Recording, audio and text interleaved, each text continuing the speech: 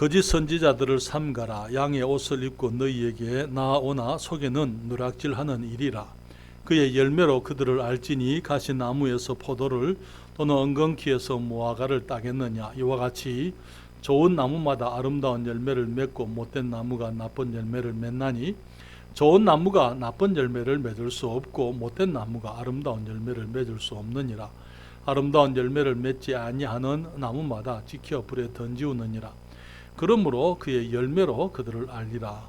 나더러 주여 주여 하는 자마다 천국에 다 들어갈 것이 아니요 다만 하늘에 계신 내 아버지의 뜻대로 행하는 자라야 들어가리라. 그날에 많은 사람이 나더러 이르되 주여 주여 우리가 주의 이름으로 선지자 노릇하며 주의 이름으로 귀신을 쫓아내며 주의 이름으로 많은 권능을 행치 아니하였나이까 하리니 다 같이 읽습니다. 그때에 내가 저희에게 밝히 말하되 내가 너희를 도무지 알지 못하니 불법을 행하는 자들아 내게서 떠나가라 하리라. 아멘. 기도하겠습니다. 아버지 하나님, 이 오후 시간 다시 한번 우리 주님을 찬양합니다. 감사드립니다. 주님께서 베푸신 많은 축복과 은혜를 인하여 주님께 감사와 찬양을 드리며 이 시간 또 저희들 주님을 예배하며 말씀을 통하여 또 주의 진리를 우리가 깨닫기를 원하오니 진리 가운데 인도해 주시옵소서. 성경 말씀을 감사드리고 교회를 감사드리고 또 함께 주를 섬길 수 있는 사랑하는 형제 자매들 한 분 한 분을 인해서 감사드립니다. 주님, 이 시간 성령께서 저희들을 진리 가운데 인도해 주시옵소서. 예수님의 이름으로 기도했습니다. 아멘. 자리에 앉으시겠습니다. 산상설교, 산상보훈이라고도 이렇게 말을 하기도 합니다.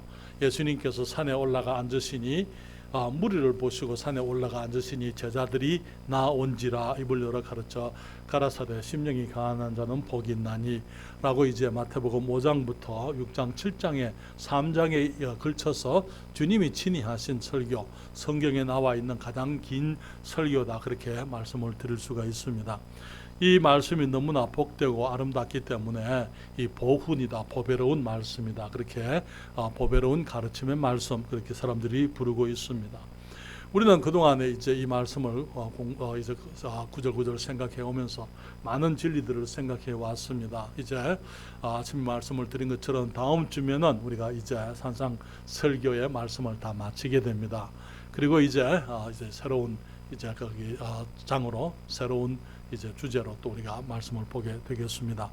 이 마태복음 5장에서 우리는 팔복의 말씀을 우리가 봤어요. 그 팔복은 그리스도인의 인격의 청사진이다. 우리 그리스도인들이 어떤 사람이 되어야 될 것이냐. 물론 주님께서는 5장에서 그리스도인이 무슨 역할을 해야 하느냐, 소금이 되고 빛이 되고 하는 그런 말씀을 하셨어요. 그렇지나 그 이전에 주님께서는 먼저 어떤 사람이 되어야 할 것이냐, 어떤 사람이 되어야 우리가 그런 이 소금으로서 빛으로서의 역할을 할 수 있을는지 말씀을 하셨고, 또 주님께서는 그리스도인들의 탁월한 의, 율법보다 더 뛰어나고 서기관들과 바리새인보다 더 나은 의, 주님 말씀하시기를 너희의 의가 서기관과 바리새인보다 낫지 못하면은 천국에 들어갈 수 없다. 그래서 우리가 주님께서 우리에게 주님의 의를 제공해 주셨고, 또 주님의 의를 제공받은 사람들로서 바리새인이나 서기관들의 의보다도 더 나은 삶을 우리가 어떻게 살아갈 수 있는지 말씀을 해 주셨습니다. 6절에서는 그리스도인의 이 경건 생활과 물질 생활에 대해서 6장에서는 말씀을 하셨어요. 여기 구제에 대해서 우리가 어떻게 해야 되는지, 기도를 어떻게 해야 될 것인지, 금식에 대해서 그리스도인들이 행하는 의로운 삶의 이 경건의 삶에 대해서 말씀을 하시고, 물질 생활에 대해서 말씀하시면서 물질을 인해서 염려하지 말고 또 물질을 두려워하지도 말고, 물질이 너무나 귀하기 때문에 하나님과 겸하여 섬길 수가 없다 말씀을 하시고, 그렇지만 또 주님께서는 우리에게 이들의 백합화를 보라, 공중의 새를 보라 말씀하시면서 너희는 먼저 그의 나라와 그의 의를 구하라, 그러면 이 모든 것을 너희에게 더하시리라 말씀을 하신 것을 우리가 함께 봤습니다. 뿐만 아니라 우리는 7장에 들어와서 이제 이 그리스도인으로서 산상보훈의 말씀을 실천하는 이 복된 그리스도인의 삶을 살아가게 될 때에 우리들이 경험할 수 있는 그리스도인의 삶의 어떤 위험을 주님께서 말씀을 해주고 있어요. 그 위험 중에 하나가 말씀을 자기에게 적용하기보다는 말씀으로 다른 사람들을 비판하는 잣대로 삼으려고 하는 그러한 사람들. 그래서 우리가 이 사람들을 비판해서는 안 된다라는 거 주님 말씀을 하시고, 이 자기 눈에 있는 들보를 먼저 빼고 그 다음에 형제의 눈 속에 있는 티를 뺄 수가 있다 말씀을 하시는 것을 보게 됩니다. 그리고 주님께서 우리들에게 주신 이 말씀이 너무나 우리의 육신으로서는 생활할 수 없는 이 복되고 영광스러운 고차원적인 그런 영적인 삶의 모습이기 때문에 그 앞에서 우리가 낙심할 것을 두려워하여 주님께서는 낙심하지 말고 기도하라고 주님이 말씀을 하신 것을 보게 됩니다. 그러면서 주님께서는 또 이 그리스도인의 삶의 외로움에 대해서 말씀을 하셨어요. 주님께서 좁은 문으로 들어가라 그렇게 말씀을 했습니다. 이 생명의 길은 좁고 협착하다. 멸망으로 인도하는 문은 넓고 그 찾는 사람들이 많다.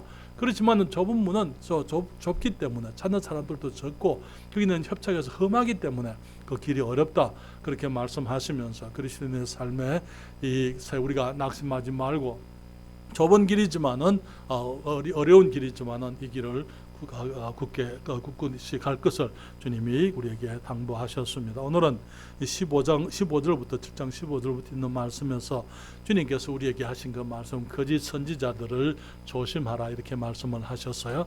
거짓 선지자들을 삼가라. 삼간다는 말은 이렇게 잘 정신 차려서 지켜보고 조심해라, 구별해라 그런 의미예요. 거짓 선지자들을 삼가라 그렇게 말씀을 하신 것을 보게 됩니다.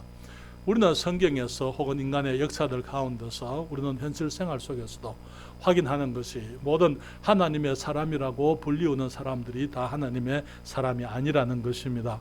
수많은 거짓 선지자들이 있다는 것이죠. 다시 말하면은 여기 에덴 동산 이후로 지금까지 정말 하나님께서 하신 말씀에 대해서 이렇게 딴지를 걸고 거기 하나님의 말씀을 왜곡시키고 하나님의 말씀을 이렇게 사람들이 말씀 그대로 알지 못하게 하는 그런 사람들이 많이 있었던 것을 보게 됩니다.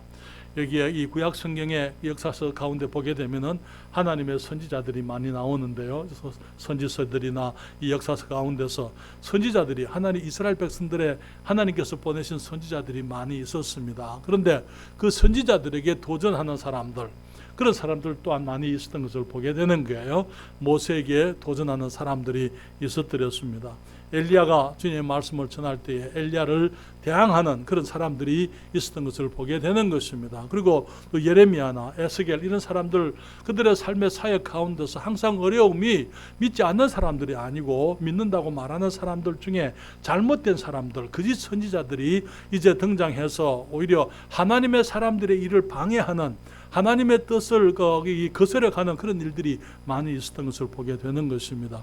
이런 사람들은 항상 하나님의 말씀을 가지고 딴지를 걸어들였어요. 하나님의 사람들과 갈등을 가져왔던 것을 보게 되는 것입니다. 예수님께서 이 땅에 살아계실 때에 마지막 시대가 되면은 그 시대의 특징 중에 하나가 거짓 선지자들이 득세를 하게 되는 것이라고 주님이 말씀을 했습니다. 그 당시에도 거짓 선지자들이 있었지만은 특별히 앞으로 우리가 살아가는 시대에 더 많은 거짓 선지자들이 등장할 것이라고 말씀을 했다는 것이죠. 여러분, 여기 마태복음 24장 11절 말씀을 우리 다 같이 성경을 펴니다. 오후 예배는 성경을 다 펴기를 원합니다. 왜냐하면 좀 졸리잖아요. 그렇죠? 그래서 우리가 성경을 찾아가면서 말씀을 봅니다. 마태복음 24장 11절 같이 읽습니다. 거짓 선지자가 많이 일어나 많은 사람을 미혹하게 하겠으며, 여기 마지막 때가 되면은 그때에 많은 사람들이 이제 여러 가지 어려움들을 경험하게 되는데 그 중에 하나가 거짓 선지자가 많이 일어나겠다 그렇게 말씀을 해드렸어요. 우리 시대에 거짓 선지자들이 많은 것을 우리가 알고 있습니다. 그렇지만 사실 거짓 선지자는 우리 시대에만 있는 것은 아니었더랬어요. 사도 시대에도 거짓 선지자들이 있었더랬습니다. 요한일서 2장 18절 보실까요? 요한일서 2장 18절, 2장 18절입니다. 거기 자막에 2장 8절이 떴습니다만은 2장 8절이 아니고 2장 18절에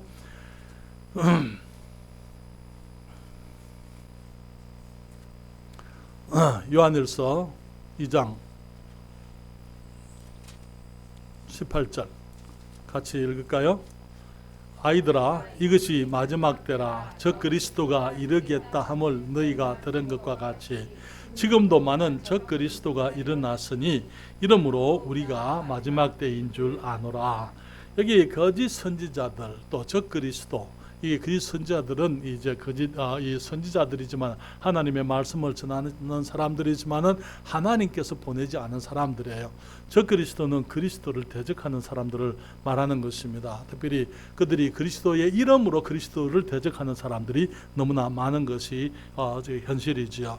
요한일서 4장 1절도 한번 볼까요? 요한일서 4장 1절에 주님 말씀하시기를 다 같이 읽습니다. 여기 사랑하는 자들아, 다 같이 찾겠습니다.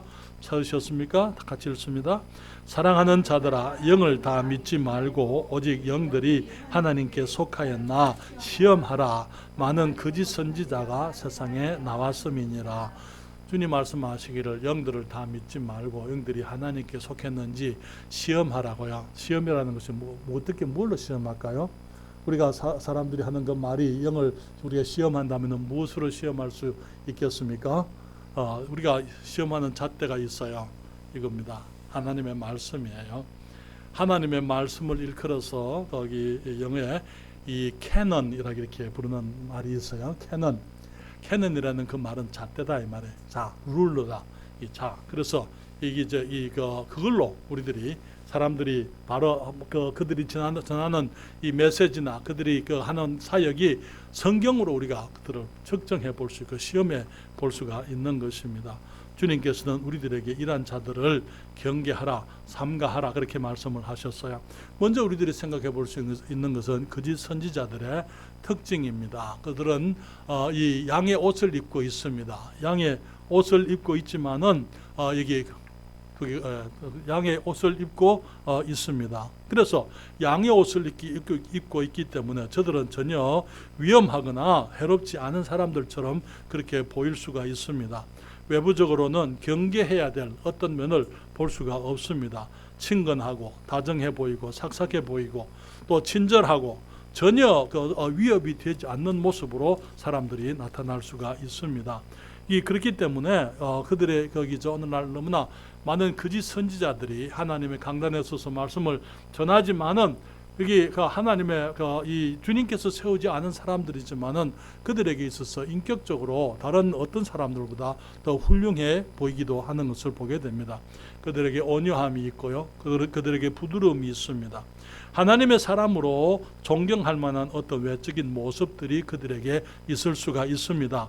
말이나 행실에 있어서 다른 사람들에게 모범이 되어 보이기도 하는 것입니다. 사람들의 눈에 거룩한 사람들처럼 그렇게 보일 수도 있어요. 그들이 종교적인 열심을 가지고 있는 사람일 수도 있습니다.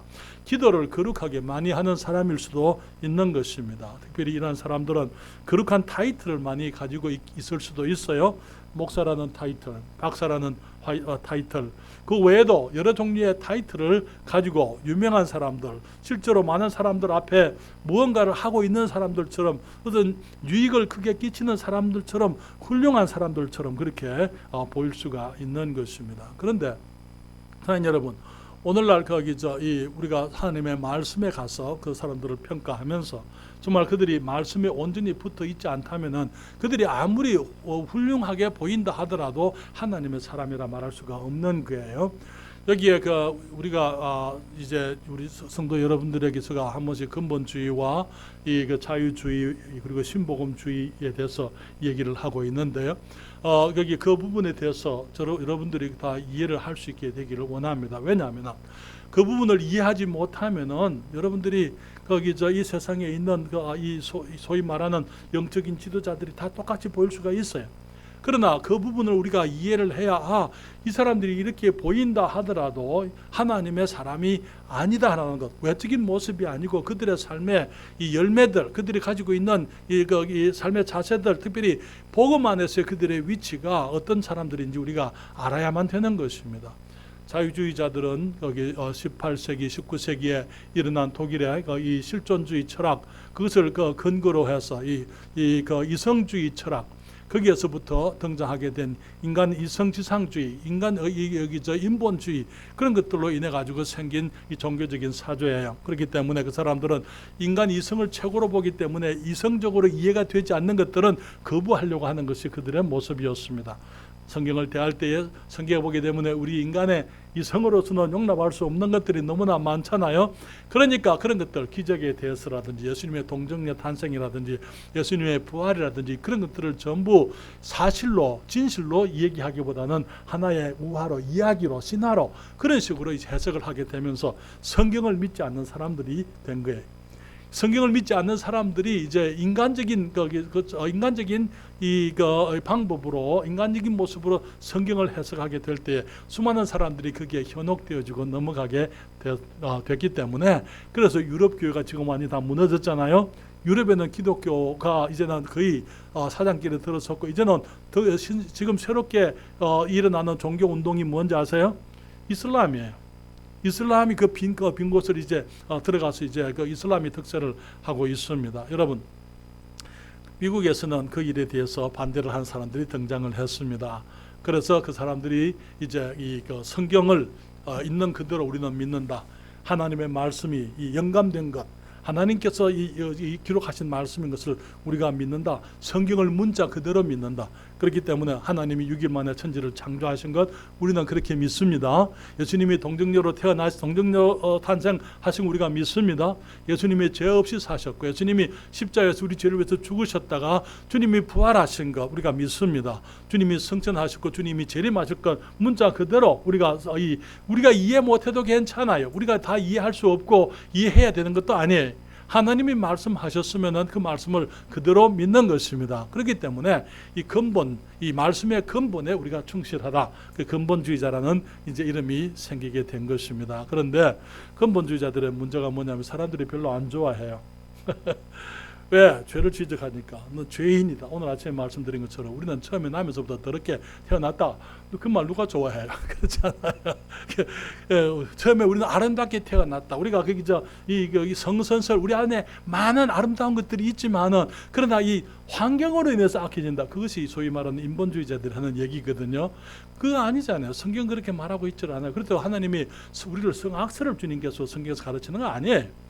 우리가 죄악의 그 성품을 가지고 있다는 거, 이 죄성을 가지고, 죄의 가능성을 가지고 있지만은, 그러나 우리가 주님 앞에 말씀에 순종하고 믿음으로 주님께 이제 이 믿음으로 주께 나아가면은 우리들이 구원받게 되고 새로운 사람이 될 수가 있다고. 우리가 이 교회가 성경이 성악설을 얘기하는 거 아니에요.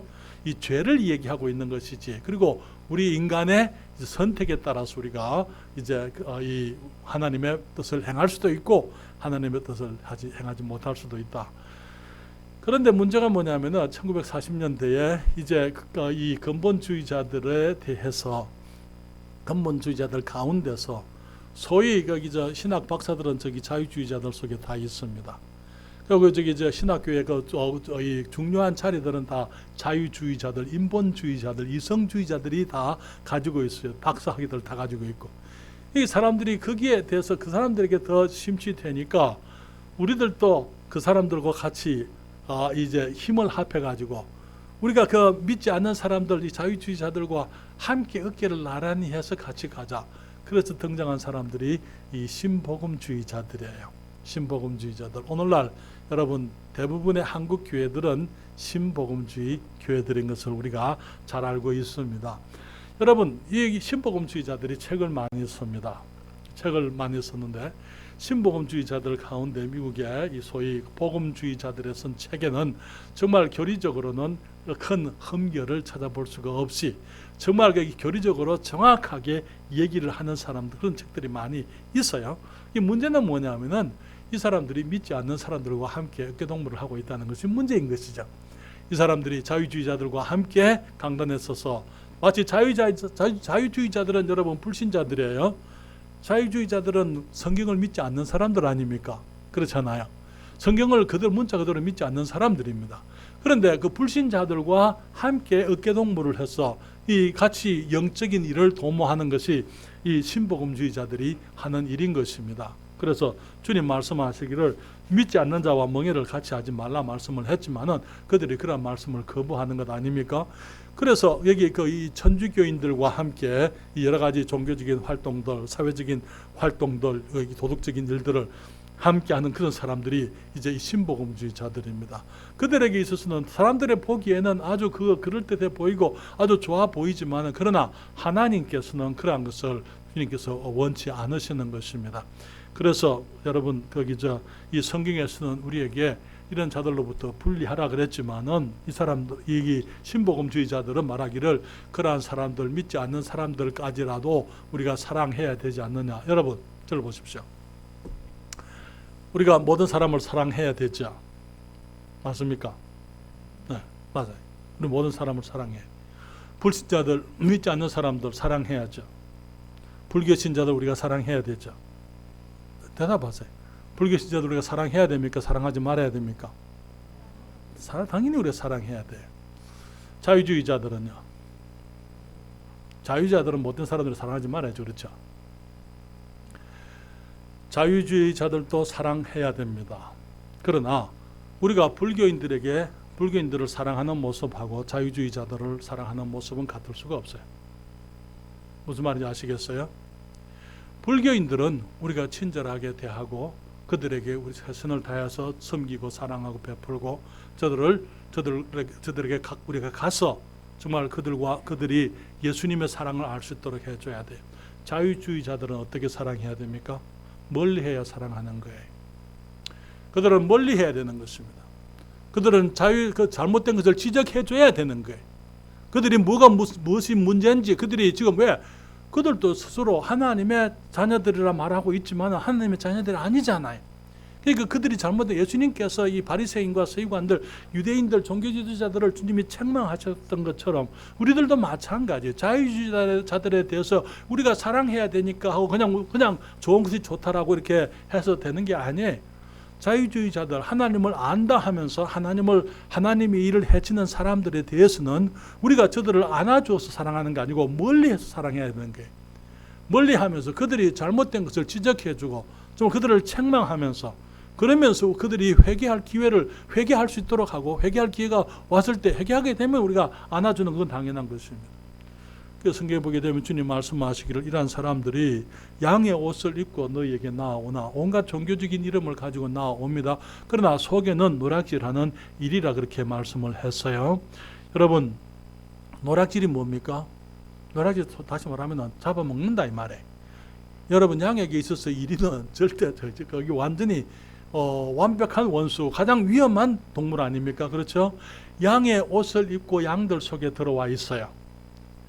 양의 옷을 입고 양들 속에 들어와 있지만은 그들의 정체는 양들에게 유익을 끼치는 자들이 아니고 양들을 해롭게 하는 자들, 그들의 영혼을 노략하는 자들이다. 주님이 그렇게 말씀을 하고 있는 것입니다.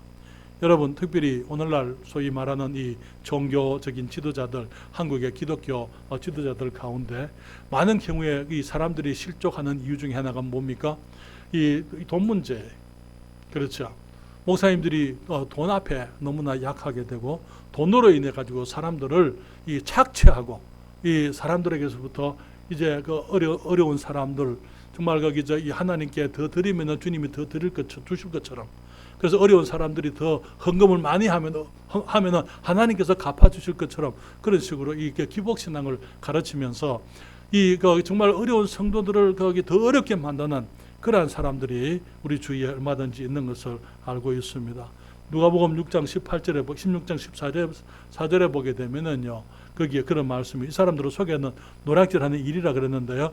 누가복음 16장 14절에 바리새인들은 돈을 좋아하는 자라 이 모든 것을 듣고 비웃었다. 예수님께서 하시던 그 말씀에 그들이 돈을 사랑하기 때문에 비웃었다 그렇게 얘기했습니다. 그들은 과부의 가산을 빼앗고 탕진하는 그런 사람들이다. 주님이 말씀을 해드렸어요. 오늘날 보게 되면은 여기에 우리 자기들의 유익을 추구하고 있는 그런 이 재산 추구하고 돈을 추구하는 그런 이 사람들 경건을 이 이익의 재료로 이익의 기회로 생각하는 사람들이 많이 있는 것을 보게 됩니다. 여러분, 디모데전서 6장 5절 우리 다 같이 찾아서 함께 읽겠습니다. 디모데전서 6장 5절입니다. 같이 이 말씀을 읽습니다. 디모데전서 6장 5절 같이 읽습니다. 마음이 부패하여지고 진리를 잃어버려 경건을 이익의 재료로 생각하는 자들의 다툼이 일어나느니라. 여기 보게 되면은 3절부터 이런 말씀이 있습니다. 6장 3절부터 누구든지 다른 교훈을 하며 바른 말 곧 우리 주 예수 그리스도의 말씀과 경건에 관한 교훈에 창념치 아니하면, 창념한다는 것은 붙어 있다 이 말이에요. 우리가 오늘 지금 우리가 얘기하고 있는 주님 안에 거하는 것, 거기에 거하지 아니하면 저는 교만하여 아무것도 알지 못하고 변론과 언쟁을 좋아하는 자니 이로써 투기와 분쟁과 회방과 악한 생각이 나며 마음이 부패하여지고 진리를 잃어버려 경건을 이익의 재료로 생각하는 자들의 다툼이 일어나느니라. 교회를 거기가 이 하나의 어떤 치부의 기회로 삼는 사람들이 있어요. 여기 전에도 말씀을 드렸습니다만 어떤 이제 장로교회 부목사 하던 사람이 나중에는 이제 거기 술집을 경영을 하고 있었어요.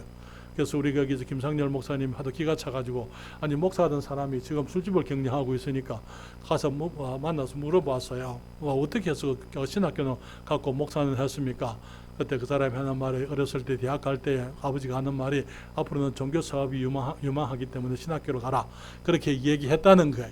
그런데 신학교가 가지고도 다시 말하면 하나의 어떤 이 돈을 벌 수 있는 기회, 출세, 성공, 그런 것을 위해서 그런 이 사람들 그런 생각을 가지고 교회를 신학교를 가고 거기서 신학교를 졸업을 하고 그렇게 사역하는 사람들이 너무나 많이 있는 것입니다. 여기에 지금 화요일이면 제가 정읍에 지난주부터 내려가서 김상현 형제를 만나는데요. 그 형제가 그렇게 얘기를 하는 거예요. 그때 우리가 함께 정읍에 조그만 도시니까 교회는 그 형제가 다 알고 있어요. 어느 교회는 목사님이 평생 사역을 잘 했는데 이제 은퇴를 하시면서 이제 거기서 노후 보장을 요구하는 거예요. 그래서 교회에서 이제 어떤 식당을 경영하실 수 있도록 3억을 들여서 식당을 경영하도록 해줬다는 거예요. 그래서 그 목사님이 하는 말씀이, 그럼 우리가 어디서 사냐? 그래서 이제 가시면 아파트도 하나 해내라 이 말에. 물론 자세한 내막은 제가 알지 못하기 때문에 제가 단순히 그것만 가지고 얘기한다면 오늘날 수많은 사람들이 그렇게 살고 있어요. 하나의 어떤 치부의 기회로 너무나 많은 목사님들이 평생 사역을 하고 난 다음에 그 사역을 이제 세습을 합니다. 세습의 문제가 뭔지 아시죠? 제가 이렇게 말씀드릴게요. 나는 세습은 믿지 않습니다. 그렇지만은 하나님께서 목사님의 자제들을 그 교회로 다시 부르실 수도 있다고 저는 믿습니다. 그건 성도들의 결정이에요. 그렇죠? 우리 주견식 목사님이 은퇴하시고 그 아드님 우리 성은 목사가 지금 사역하고 있지만 그건 주 목사님의 결정이 아니고 성도들의 결정이었습니다. 그렇잖아요. 얼마든지 가능하다고 믿습니다. 모든 것이 다 세습은 아니에요. 그러나 어떤 경우에 있어서는 정말 그 교회를 다른 사람을 주기가 아까운 거예요. 그래서 서울의 어떤 교회에서는요, 정말 거기서 그 사모님이 자기 아들에게 교회를 주지 않으면 자기가 죽겠다고 그렇게 나오니까 목사님이 할 수 없이 성도들의 의사와는 상관없이 자기 아들을 목사로 세우게 되고, 그 아들은 아버지하고 신앙이 달랐어요. 내가 그분을 만나서 내가 미국에서도 만나서 그와 교제하면서 그분 얘기가 자기는 근본주의자가 아니라는 거예요. 아버지는 강한 근본주의자였어요. 그런데 이제 그 아들이 이제 신학을 졸업하고 이제 한국에 나오게 되니까 그 사모님이 아들 줘야 된다고 그렇게 해서 결국은 교회가 두 쪽이 나고 나중에 교회가 이제 문제가 생겼던 것을 보게 되는 것입니다. 여러분, 주님께서 말씀하시기를 저들의 믿음의 결국을 보라 이렇게 말씀을 하셨어요. 왜냐하면 한순간 믿음은 사람들에게 속일 수 있습니다. 그러나 믿음의 결국 마지막까지 보라 그렇게 말씀을 하고 있어요. 너무나 많은 사람들이 젊었을 때 잘 하던 분들이 나이가 들면서 이제는 마음이 변하게 되고 세속화되고 그런 일들이 많이 있는 것입니다. 사랑하는 여러분, 우리는 이 하나님의 사람들을 열매로 알 수 있다고 그렇게 말씀을 했어요. 이 사람들은 실제로는 양을 해치는 사람들입니다. 그렇죠? 이 사람들의 이 메시지는 인간 중심적인 그런 메시지들을 가지고 있는 것을 봅니다. 오늘날 많은 강단에서 사랑은 얘기하지만 하나님의 공의는 말하지 않습니다. 하나님의 은혜는 말하지만 주님의 심판을 설교하지 않는 것입니다. 하나님의 용서는 설교하지만 회개는 전파하지를 않습니다. 하나님의 그 축복 속에 번영할 수 있는 것은 설교하지만 죄를 지적하지 않는 거예요. 병나음을 이렇게 설교하면서 이 거룩함을 말하지 않습니다. 성공을 말하면서 믿음을 얘기하지 않는 그런 것들을 보게 되는 것입니다. 그래서 너무나 많은 강단에서 사람들의 귀를 가렵게 하는, 사람들이 듣고 싶어하는 그런 메시지들로 가득한 것을 우리가 보게 되는 거예요. 하나님 여러분, 성경은 우리에게 그런 말씀을 했어요. 여기 디모데후서 4장 1절로부터 4절까지 말씀을 보실까요? 디모데후서입니다. 디모데전서 아니고요. 디모데후서 4장 1절로부터 4절까지 말씀을 보시겠습니다. 거기 말씀하시기를 같이 읽습니다. 하나님 앞과 산자와 죽은 자를 심판하실 그리스도 예수 앞에서 그의 나타나실 것과 그의 나라를 두고 엄히 명하노니 너는 말씀을 전파하라. 때를 얻든지 못 얻든지 항상 힘쓰라. 범사에 오래 참음과 가르침으로 경책하며 경계하며 권하라. 때가 이르리니 사람이 바른 교훈을 받지 아니하며 귀가 가려워서 자기의 사욕을 조철서성을 많이 두고 또 그 귀를 진리에서 돌이켜 허탄한 이야기를 조철이라. 여러분, 사도 바울이 그 말씀을 했지만은 사도 바울 시대에도 그런 사람들이 있었고, 특별히 오늘날 우리 이제 때가 갈수록 그런 사람들이 더 많이 나타날 것을 주님이 아셨습니다. 그래서 오늘날 너무나 많은 교회들이 하나님을 예배하기보다는 사람들 중심의 교회로 변질되어 있고 또 변질되어 가는 것을 우리가 보게 됩니다. 그래서 여기 이 축제적인 예배, 사람들을 기쁘게 하는 예배, 그래서 그냥 거기서 사람들이 즐거운 예배, 사랑하는 여러분, 우리가 하나님을 즐겁게 해드려야 되고 하나님을 기쁘시게 해드려야 되는 것입니다. 하나님께서는 우리가 즐거워하는 것을 주님이 기뻐하시지만은 그러나 즐거워해야 될 이유가 있어서 즐거워하기를 원하는 거예요. 우리가 주님께 나올 때는 제일 먼저 우리의 죄를 회개해야 됩니다. 눈물을 흘리고 나와야 되는 것입니다. 그리고 하나님의 용서를 경험했기 때문에, 그래서 주님의 은혜를 체험했기 때문에, 예수 그리스도 안에 있는 죄 용서와 함께 풍성한 삶을 경험하기 때문에 그것이 성경적으로 성경 안에서 우리의 삶의 심령의 기쁨이 있어야만 되는 거예요. 그러나 너무나 많은 경우에 사람들이 외적인 경험, 외적인 즐거움, 겉모습으로 외적인 자극으로 사람들을 즐겁게 만들려고 하는 거예요.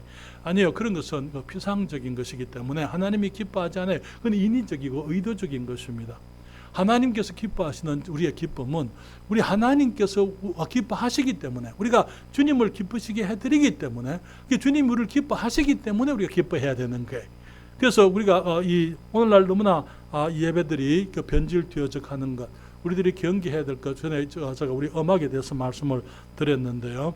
여기에 세속적인 음악들, 가사만 경건한 가사를 사용한다. 사랑하는 여러분, 음악 자체가 언어가 있다고 말씀을 드렸어요. 음악 자체가 언어가 있고 감정을 가지고 있기 때문에 세속적인 음악에다가 아무리 신령한 가사를 붙여놔도 그 신령한 가사는 힘을 얻을 수 없어요. 왜냐하면 음악 자체가 이 정신을 가지고 있기 때문에 그런 것입니다. 그래서 우리들이 교회 안에 이 음악을 조심해야 되고, 우리들이 세속적인 모습들을 우리가 항상 경계해야만 되는 것입니다. 사랑하는 여러분, 이 사람들은 열매가 없다고 말씀을, 영적인 열매, 바른 열매가 없습니다. 이들을 분별해보라, 그렇게 얘기를 하고 있는데요. 주님께서 우리 마태복음 7장 17절 말씀에 주님께서 말씀하시기를 16절에 그의 열매로 그들을 알지니 가시나무에서 포도를 또는 엉겅퀴에서 무화과를 따겠느냐. 이와 같이 좋은 나무마다 아름다운 열매를 맺고 못된 나무가 나쁜 열매를 맺나니 좋은 나무가 나쁜 열매를 맺을 수 없고 못된 나무가 아름다운 열매를 맺을 수 없느니라. 아름다운 열매를 맺지 아니하는 나무마다 지켜 불에 던지우느니라. 그렇게 말씀을 했습니다.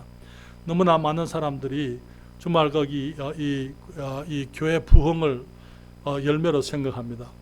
교회 부흥, 진정한 부흥이라고 하는 것은요, 사람들이 많이 모이는 게 부흥이 아니에요.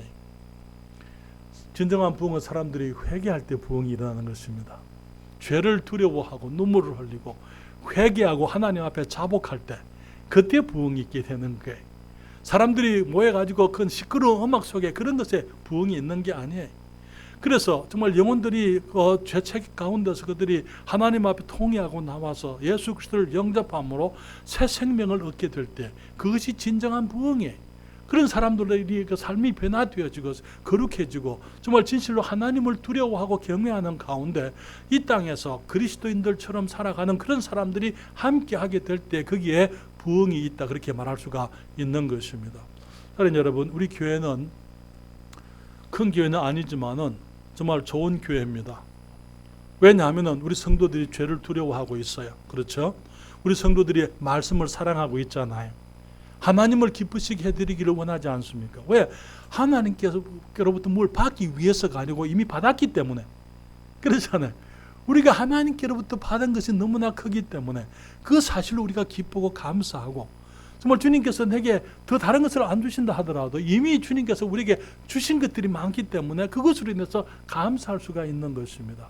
그래서 주님을 영화롭게 하고 예수님 때문에 우리가 즐거워할 수가 있는 거예요. 그것이 좋은 교회의 특징입니다.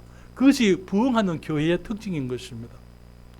그러나 여러분, 너무나 많은 사람들이 이게 교회가 부흥하려면 세상의 것을 적당히 받아들여야 한다, 그렇게 얘기를 합니다. 전에 우리가 한참 그 교회 성장학하고 이렇게 세미나를 할 때 그때 그런 얘기들이 많이 있었어요. 교회가 적당하게 이제 젊은 사람들을 전도하려면은 젊은 사람들이 좋아하는 것을 해야 된다. 그래서 이 교회 안에 우리 오늘 전사님 저 기타를 들고 있었지만은 양복 입고 기타를 쳤어요. 통바지에 청바지 입고, 여자들 아이도 청바지 입고 나와가지고 쭉 나와가지고 기차 쳐가면서 그런 것들을 젊은 사람들이 좋아한다고요. 사랑하는 여러분, 주님께서는 우리가 거룩하기를 원합니다. 우리는 정말 주님을 찬양할 때 거룩한 모습으로 주님을 찬양해야만 되는 것입니다. 아버지 하나님께서 정말 우리에게 주신 경건은 그런 어떤 웅성웅성하는데 그런 데 있는 게 아니에요. 우리 내적으로부터 진정으로 하나님을 사랑하고 감사하고 정말 죄를 두려워하고 주님을 기쁘시게 해드리려는 그런 소원들, 그러한 것들 가운데서 우리가 주님을 섬겨야만 되는 것입니다. 그래서 이 전도하기 위해서는 적당히 타협할 수 있어야 된다. 세상 사람들이 좋아하는 것을 할 수 있어야 된다. 그래서 미국에서도 커피숍 미니스트리 그런 걸 해야 된다. 커피숍, 지금 우리 오늘날 교회 보면은 카페하는 교회들이 있어요. 카페하는 교회가 잘못됐다고 말 아닙니다. 그러나 그게 중심이 돼서는 안 돼. 그렇잖아요. 저는 카페를 통해서 정말 우리가 복음 전도의 기회가 있다고 믿습니다. 그러나 그것이 중심이 되어서는 안 되는 것입니다. 그것이 성도들의 교제의 장이 될 수 있고 거기서 복음을 전하는 장이 될 수 있지만, 그걸 우리가 활용할 수는 있지만, 그러나 교회의 주된 사역이 되어서 그것 때문에 사람들이 와서는 안 된다는 것입니다. 세상 사람들처럼 우리가 살면 안 되는 거예요. 우리들의 이 옷이라든지 우리의 스타일이라든지 유행을, 그런 걸 쫓아서는 안 되는 것입니다. 사랑하는 여러분, 주님께서는 저들이 정말 어디 보십시다. 성경적인지 분별해야 되고요. 사람들을 주님께로 인도해야 되고, 그래서 그 사역 가운데 영혼들이 구원받는지. 새로운 사람들, 여러분, 교회들의 주보를 보게 되면은 누가 어느 정도 몇 사람이 등록했습니다라는 그런 광고들이 나와요. 구원받았습니다라는 광고가 나와야 되는 것입니다. 그렇잖아요. 사람들이 구원받았습니다. 정말 그 사역 가운데 구령의 열매가 있는지, 죄를 회개하고 예수님을 믿어서 구원받은 사람들이 있도록 해야 되는 것입니다. 그래서 우리가 2021년에는 우리 교회가 더욱더 많은 사람들이 구원받기를 원합니다. 2020년에는 4사람이 구원받았어요. 4사람이 구원받아 얘기하려고 하니까 좀 부끄럽습니다만 작년 한 해 많이 어려웠습니다. 그러나 그 중에 4사람이 구원받았어요. 그런 가운데서도 이제 2021년에는 우리가 더 많은 사람들이 실제로 주님을 발견하고 구원받게 되기를 바랍니다. 우리가 함께 열심히 일을 해서 영혼들이 구원받도록 해야만 되는 것입니다. 왜냐하면 우리가 복음을 전해서 열매가 뭡니까? 열매는 사람들의 구원입니다. 그렇잖아요. 사역의 열매는 구원이라야 하는 거예요. 로마서 1장 16절에 뭡니까? 말하기를 내가 복음을 부끄러워하지 아니하노니, 이 복음은 모든 믿는 자에게 구원을 주시는 하나님의 능력이 됩니다. 복음을 전하면 사람들이 구원 받아야 됩니다. 그렇잖아요. 교회 교인들이 더해지는 것, 그게 중요한 게 아니에요. 영혼들이 구원받아야만 되는 것입니다. 이런 사람들을 주님이 심판하시겠다고 말씀을 하고 있습니다. 여러분, 여기 21절에 이렇게 말합니다. 나더러 주여 주여 하는 자마다 천국에 다 들어갈 것이 아니요 다만 하늘에 계신 내 아버지의 뜻대로 행하는 자라야 들어가리라, 그렇게 말씀을 했습니다.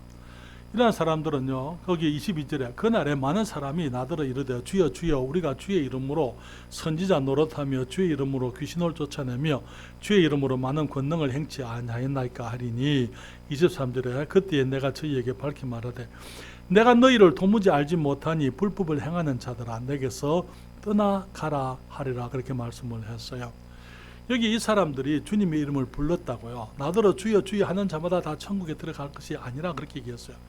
이 사람들이 주님의 이름을 부르는데 자기식으로 주님의 이름을 불렀습니다. 여러분, 주님께서 그 사람들을 보고 내가 너희를 도무지 알지 못하니 불법을 행하는 자들아, 그렇게 말씀을 했어요.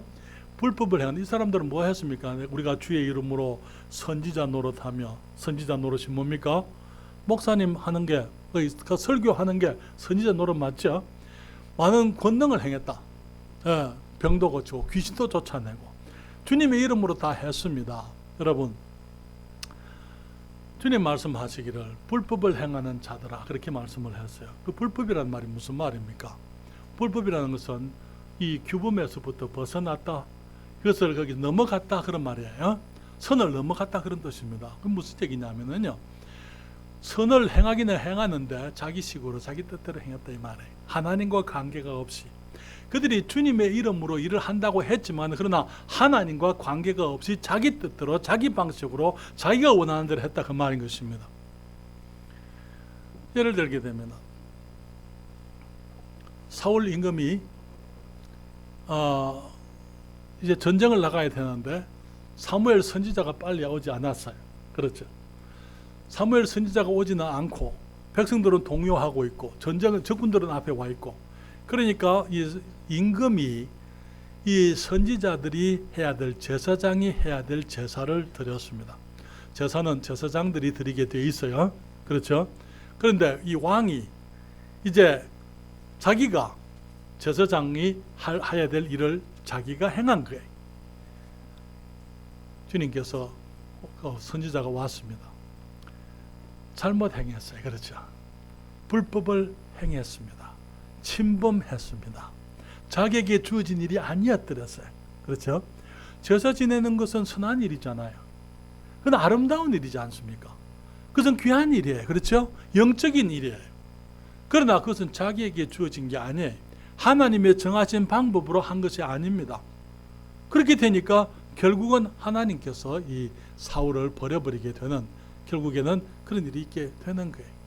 저는 여러분, 너무나 많은 사람들이 주님을 섬기면서 주님께서, 주님, 우리가 주님의 이름으로 선지자 노릇을 했습니다.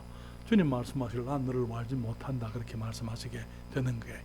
주님께서, 주님, 우리가 주의 이름으로 우리가 많은 권능을 행했습니다.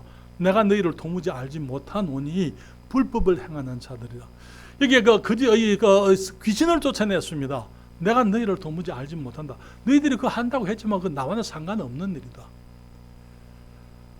오늘날 소위 이 은사주의자들이 하는 것이 많은 것들 중에서 내 꿈 얘기예요. 꿈. 그렇죠. 내가 꿈에 예수님 봤습니다. 꿈에서 이런 일이 있었습니다. 저런 일이 있었습니다.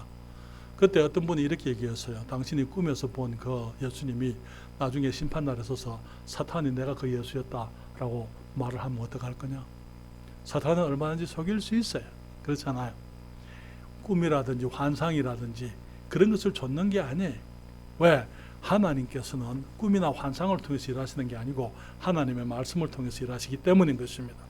너무나 많은 사람들이 하나님의 이름으로 일을 하지만은 자기식으로, 하나님과 관계없이 자기식으로 하는 거예요. 그 주님께서 하시는 말씀이, 그날에 많은 사람이 내게 와서 주여 주여 우리가 주의 이름으로 선지자 노릇을 하며 주의 이름으로 귀신을 쫓아내며 주의 이름으로 많은 권능을 행치 아니하였나이까 하리니, 내가 저에게 밝히 말하되, 주님께서 밝히 분명하게 말씀하시기를 내가 너희를 도무지 알지 못하니 불법을 행하는 자들아 내게서 떠나가라 하리라, 그렇게 말씀을 했습니다. 사랑하는 여러분, 우리들의 행위, 그들이 그 주님 앞에 우리가 이것 행했습니다, 저것 행했습니다라고 주님께 이 사람들이 나오지만은 사실은 우리가 주님 앞에 서게 되면은요, 우리는 우리가 행한 것 가지고 주님 앞에 서는 거 아니에요. 우리가 무엇을 했든지 간에 주님, 내가 행한 것은 모두 주님의 은혜입니다 라고 얘기할 수밖에 없는 거예요. 그렇잖아요. 주님께서 내게 은혜를 베풀어 주셨습니다. 주님, 내가 죄인이지만 거룩하신 하나님 앞에서 내가 서서 내가 이것하고 저것 했습니다, 그런 말을 할 수가 없는 거 아닙니까? 그냥 주님께서 하나님이시고 나는 그저 죄인이고 하나님께서 내게 은혜 베푸셨고, 그래서 주님의 은혜로 내가 이런저런 것을 했지만 그건 다 주님이 하신 것입니다. 우리가 주님께 영광을 돌리게 되어져 있는 것 아닙니까? 여러분, 우리의 행위는 어떤 것입니까? 이사야서 64장 6절 보십시다.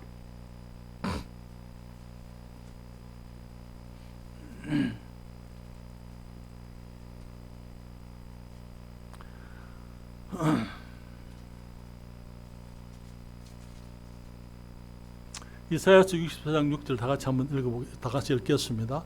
대저 우리는 다 부정한 자 같아서 우리의 의는 다 더러운 옷 같으며 우리는 다 쇠폐함이 잎사귀 같으므로 우리의 죄악이 바람같이 우리를 몰아가나이다.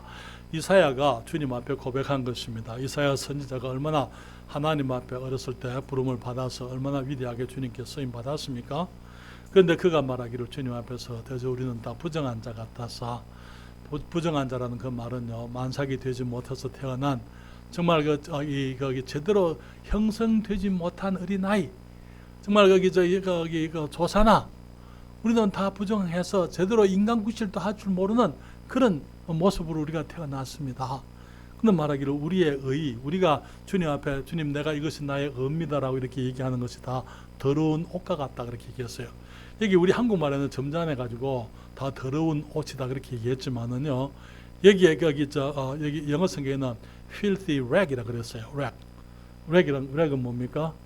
rag은 걸레를 말하는 게 더러운 걸레 같아서. 그런데 이것의 히브리 말의 뜻은 좀 더 한 걸음 더 나아갑니다. 여러분, 오늘날은 우리 여성들에게 생리대가 많이 있습니다. 그렇죠? 그렇지만은 옛날에는요, 천으로 썼더랬어요. 그렇죠? 그걸 말하는 거예요. 여성들이 생리한 그 천, 우리는 다 더러운 걸레 조각 같아서, 거기에 무슨 덕이, 그 무슨 아름다움이 있어요. 사람들이 주님, 내가 잘한 것 이겁니다, 내가 이거 잘했습니다, 저거 잘했습니다, 내가 주님 앞에 오고 싶은 것들이 이런 것입니다 라고 얘기하지만은 그 모든 것들이 하나님 보시기에는 그런 것과 같이 더러운 것들이다. 그래서 이사야서가 말하기를 다 우리의 의인은 다 더러운 옷과 같습니다. 이게 더러운 걸레 천조각과 같은 것입니다. 그렇게 그는 얘기를 했습니다. 사랑하는 여러분, 우리가 주님께 나아갈 때는요, 내가 주님 앞에 이것저것 했습니다라고 주님께 나아갈 수가 없어요. 주님, 당신의 은혜를 감사드립니다.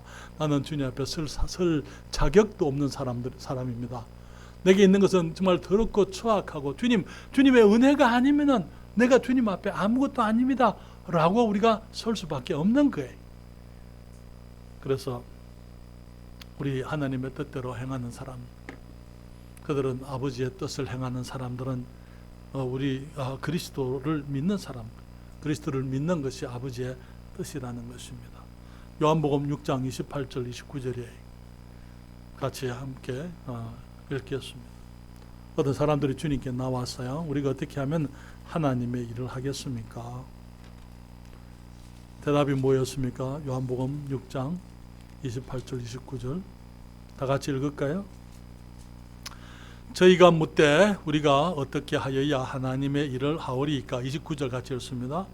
예수께서 대답하여 가라사대 하나님의 보내신 자를 믿는 것이 하나님의 일이니라 하시니 하나님께서 생각하는 것하고 우리가 생각하는 것이 전혀 달라요.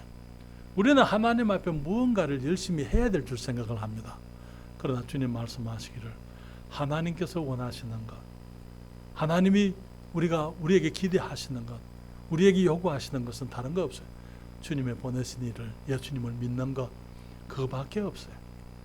그리고 우리 이 요한복음 1장 14절 17절 말씀을 볼까요? 거기에 주님께서 하나님의 은혜가 우리 주 예수 그리스도를 통해서 나타났다고 말씀을 하고 있습니다.